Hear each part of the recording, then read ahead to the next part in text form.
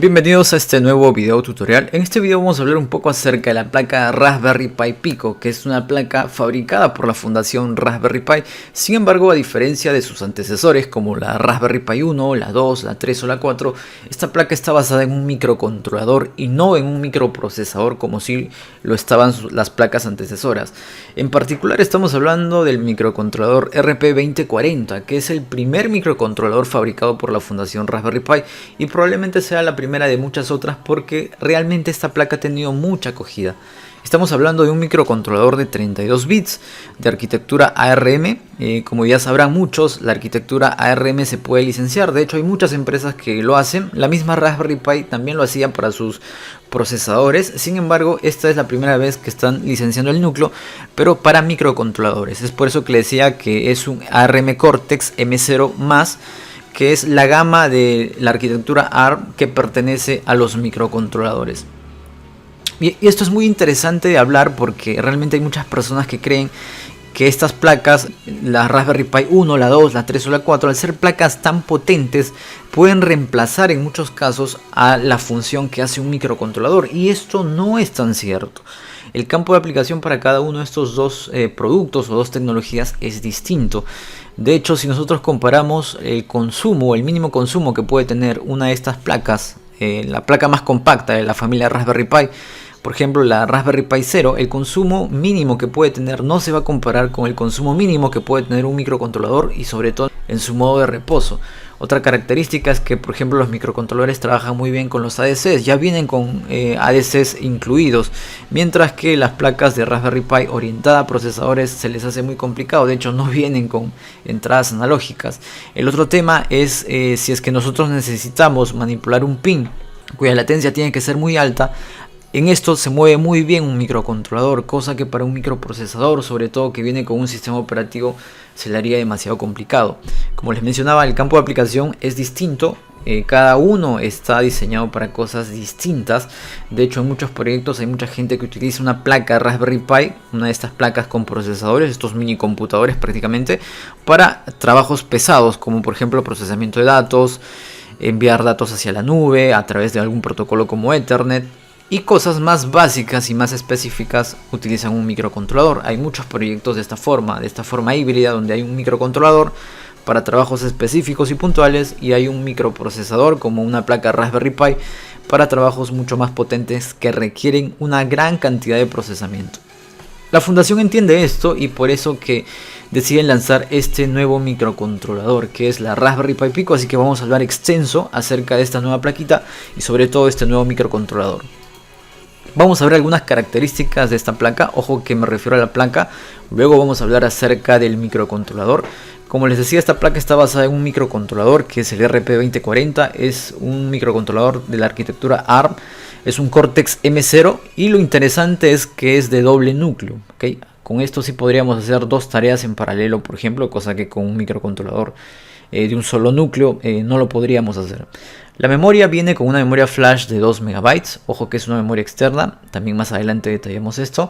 Cuenta con 40 pines, ¿okay? La plaquita viene con 40 pines, de estos 40 pines, 26 pines son de uso multifunción, es decir, los podemos utilizar como pines de propósito general y alguna función en específica de algún periférico, ya sea UART, I2C, y son compatibles con 3.3 voltios, ¿okay? Esto hay que tenerlo muy en cuenta, los pines no son compatibles con 5 voltios, así que si colocamos algún pin en una entrada donde va a recibir 5 voltios, vamos a malograr el microcontrolador. De estos 26 pines, 23 son solo digitales y 3 son compatibles con entradas analógicas. Tiene 3 pines dedicados para la depuración, aparte de los 40 pines, en esta parte hay 3 pines que son para la interfaz SWD. Como se recordarán en los videos tutoriales donde hablamos acerca de los STM32, ahí utilizamos un programador muy interesante que es el ST-Link V2. Este programador utiliza esta interfaz, de hecho es una interfaz que se suele utilizar muchísimo para programar y para depurar microcontroladores con la arquitectura ARM, ¿ok? Luego encontramos 2 puertos UART, 2 puertos I2C, 2 puertos SPI y 16 canales de tipo PWM. La verdad que en características está muy bien equipado, es un microcontrolador muy potente. Aquí vemos el diagrama de pines, como verán. Podemos utilizar muchos pines, los que están de color verde como pines de propósito general, los que están de color rosado o celeste tienen una utilidad o un periférico en específico, pero lo interesante de esto es que nosotros podemos remapear estos pines. Por ejemplo, el I2C0 y el I2C1 los podemos habilitar en estos pines, pero si nosotros nos acomodamos a un diseño específico de PCB, por ejemplo, se nos haría más fácil colocarlo acá, el I2C0 aquí y el I2C1 aquí en la parte de arriba, ¿ok? Aquí están los pines de depuración, como les había dicho, para la interfaz SWD. Y también mencionarles que internamente hay un diodo LED. El LED se encuentra en el pin 25. Este pin no tiene una salida externa. Si nosotros lo utilizamos, pues vamos a tener que utilizarlo para este LED de aquí. Ahora vamos a ver algunas partes de esta placa. En primer lugar vamos a hablar acerca de la memoria flash. Este microcontrolador no viene con la memoria flash interna, de hecho la memoria es externa. Aquí en este dibujito vamos a poder localizar esta memoria, se encuentra aquí. Y el código es W25Q16JVUX Es una memoria de tipo flash con el protocolo QSPI. A través de estos pines se va a comunicar con el microcontrolador y es de aquí donde se va a almacenar el código que nosotros vamos a crear. Ok, esta placa viene con una memoria de 2 MB, que la verdad es bastante. Sin embargo, el microcontrolador tiene capacidad para comunicarse hasta con una memoria de 16 MB. Ok, sin embargo, la placa viene con una memoria de 2 MB. Esto también hay que tenerlo en cuenta. Luego, la siguiente parte que encontramos aquí es el regulador de voltaje. Es un RT6150B. Que es de 3.3 voltios. Este regulador es buck boost, significa que puede no solamente reducir el voltaje de entrada, sino también aumentarlo, dependiendo de la fuente de alimentación que nosotros ingresemos. Podemos alimentarlo, por ejemplo, mediante un cable micro USB con los 5 voltios y un puerto USB. Podríamos colocar por aquí también, por ejemplo, 2 baterías con 3 voltios y este regulador también podría elevar el voltaje a 3.3 voltios. Súper interesante, de hecho en la hoja de datos el fabricante nos brinda cómo podríamos alimentarlo con una fuente externa. ¿Okay? Este regulador se encuentra aquí en esta parte. Algunas características: el consumo de corriente es hasta 800 miliamperios, hay que tenerlo en cuenta si es que vamos a colocar componentes que consuman demasiada corriente. El voltaje de entrada es de 1.8 hasta 5.5 voltios y el voltaje de salida es de 3.3 voltios. Esto tenerlo en cuenta. Y finalmente vamos a hablar del microcontrolador, del RP2040, que es súper interesante. Como les decía, es un dual core, es de 2 núcleos, es un ARM Cortex M0+.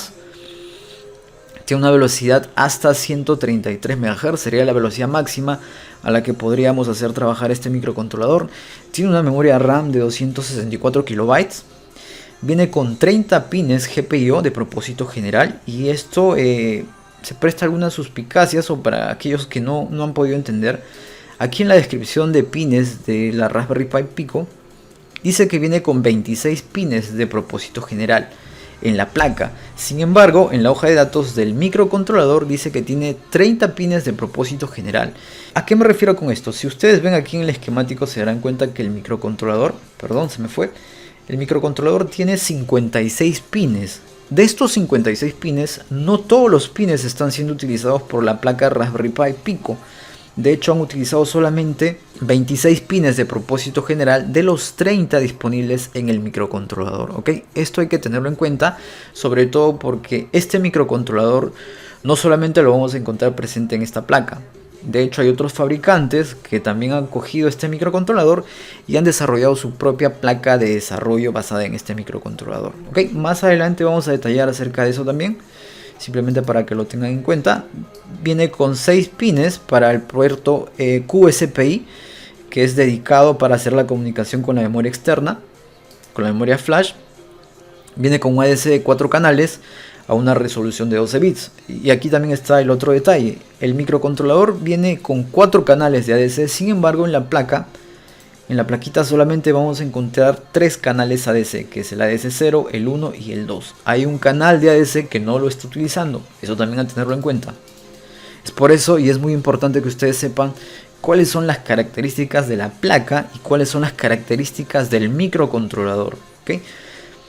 Viene con un puerto USB 1.1 que puede trabajar como host o como device, como dispositivo. Viene con 2 puertos UART, 2 puertos SPI, 2 puertos I2C y 16 salidas de tipo PWM. Interesantes características.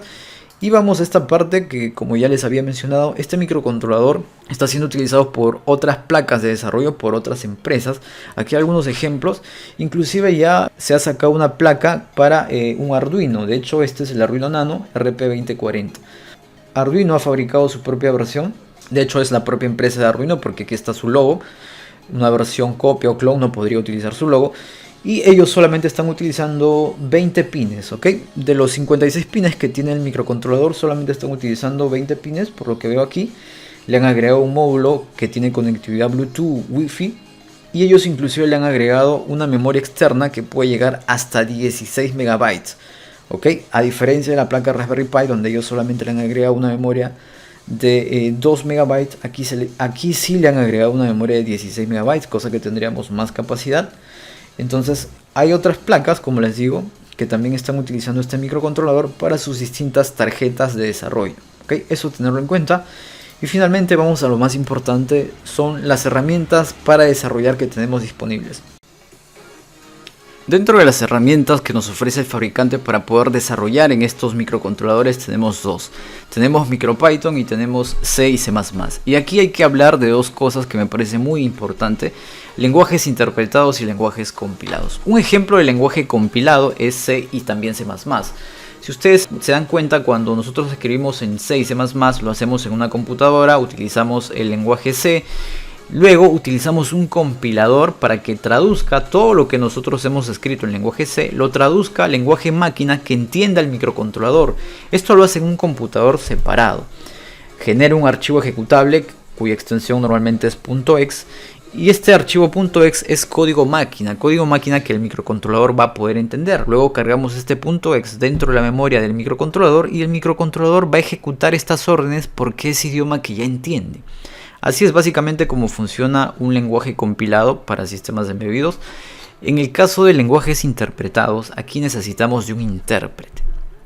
Este intérprete va a estar dentro del microcontrolador, en este caso para sistemas embebidos, y este intérprete lo que va a hacer es traducir el código que hemos escrito en lenguaje Python en tiempo de ejecución, es decir, va a traducir y a la vez va a ejecutar. Creo que es evidente que un código que está hecho en lenguaje interpretado va a tomar más tiempo que un código que esté hecho en lenguaje compilado. Esto es evidente.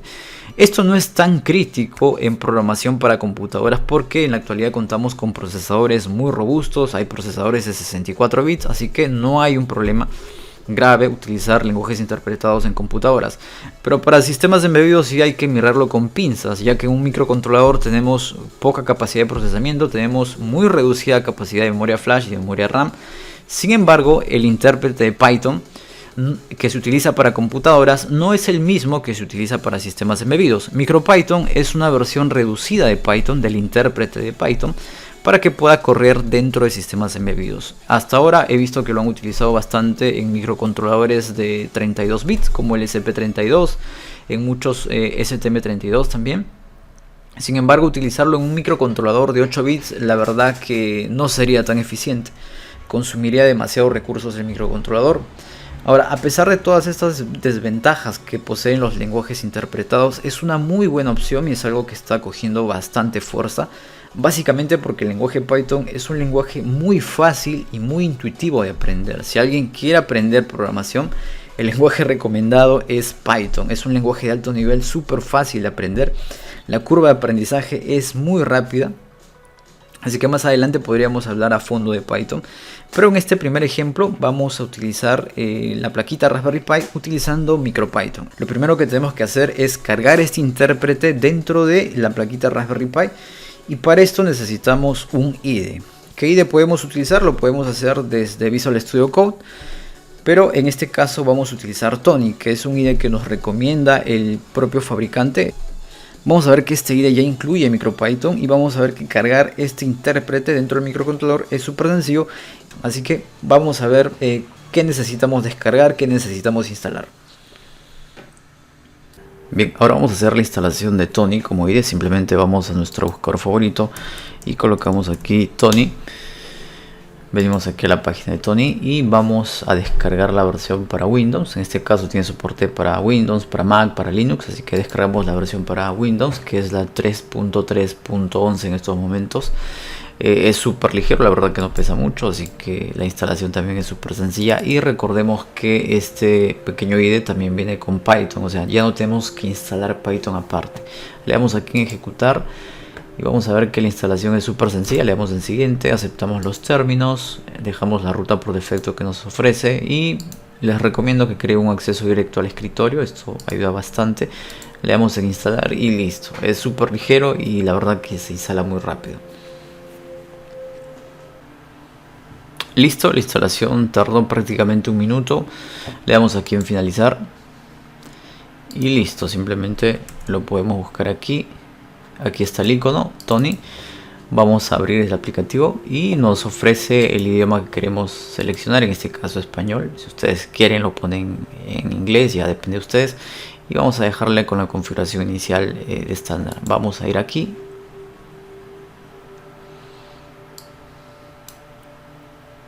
Bien, ahora lo que vamos a hacer es conectar la plaquita a la computadora. Esto lo voy a hacer por primera vez, así que vamos a colocar aquí por acá la cámara.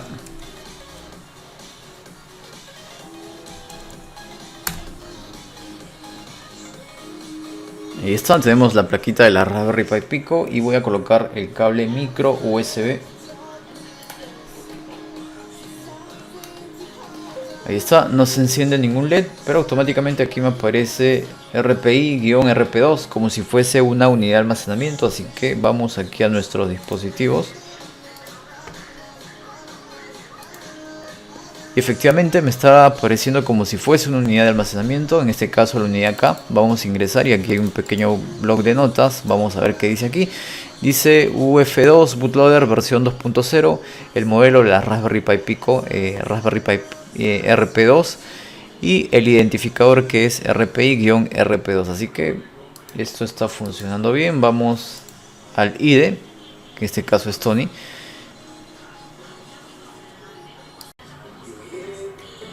Bien, ahora vamos a pegar un pequeño código que no es otra cosa que encender el LED que se encuentra en el pin 25 de la Raspberry Pi Pico. Simplemente para hacer una prueba vamos a cargar esto al microcontrolador. Nos pregunta dónde queremos guardar este código, pues yo lo voy a guardar aquí en mis documentos y se va a llamar ejemplo-LED. Le damos aquí en guardar.